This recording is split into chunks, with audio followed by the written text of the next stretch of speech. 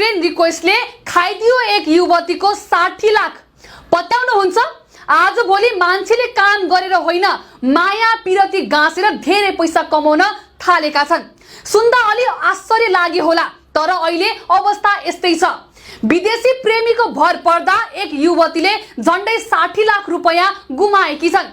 फेसबुकबाट साथी भएका ती पुरुषको विश्वास गर्दा युवतीले पटक पटक गरी लाखौं रकम गुमाएकी हुन्।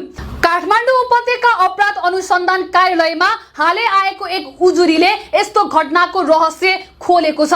हेर्नुहोस् त, यस्तो छ अवस्था आज भोलिका केही युवा युवतीहरूको अवस्था।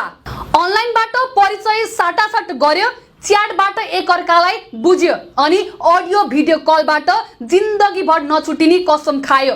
गजबको छ आज भोलिको प्रेम गर्ने भर्चुअल तरिका।